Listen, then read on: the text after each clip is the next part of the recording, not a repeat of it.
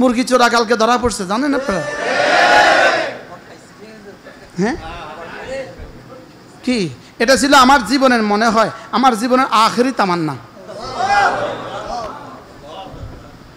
এটা ছিল আমার জীবনের শেষ তামান্না। আল্লাহ আমার জীবনের শেষ তামান্নাও পুরো করে দিচ্ছে।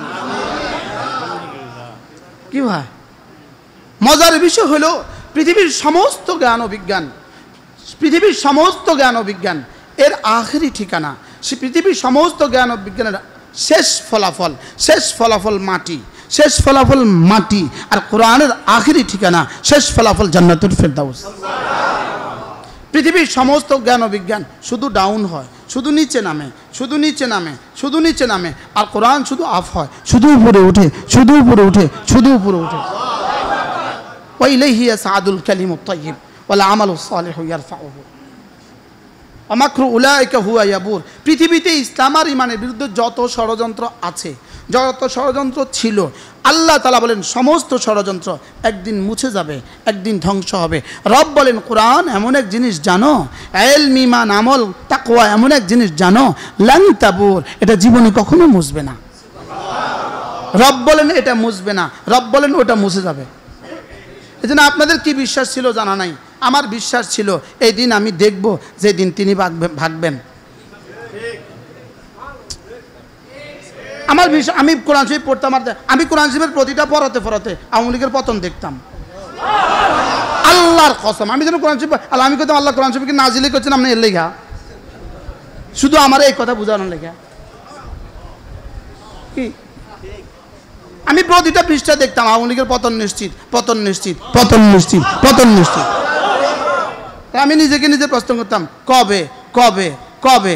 তো আল্লাহ তাআলা বললেন, আল্লাহ তাআলা বলেন ওই না না, আল্লাহ তাআলা বলেন একটু অপেক্ষা করো, একটু অপেক্ষা করো, একটু অপেক্ষা করো। জেলখানা আমাকে বলতো কবে বের হইবেন, তাই বলতাম বের হওয়া নিশ্চিত, হয় জিন্দা না মুর্দা। আমি বলতাম জেল থেকে বের হওয়া নিশ্চিত, তবে হয় জিন্দা না হয় কি। তো কয় ইয়ারা কারারক্ষীরা হাসতো, এরা আমার এইটা জিজ্ঞাসা লেগে প্রত্যেকদিন জিজ্ঞাসা, হুজুর জেল থেকে কবে বাইরে হইবেন? আমি বের হওয়া নিশ্চিত, হয় জিন্দা না মুর্দা। আর ওনার পতনও নিশ্চিত, হয় জিন্দা না মুর্দা।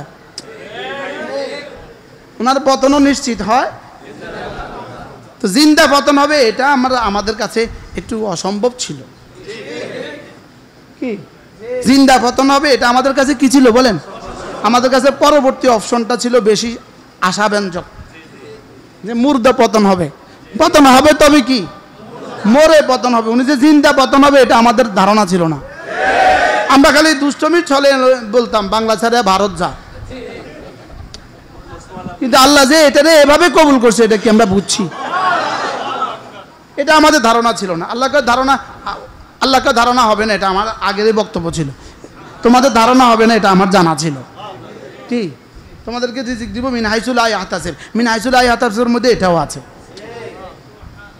মিন হাইসুল এটা নাই, এটার মধ্যে মিন হাইসুল লা ইয়াহতাসিবের মধ্যে আমাদের এই আজাদির কথাবার্তাগুলো আছে।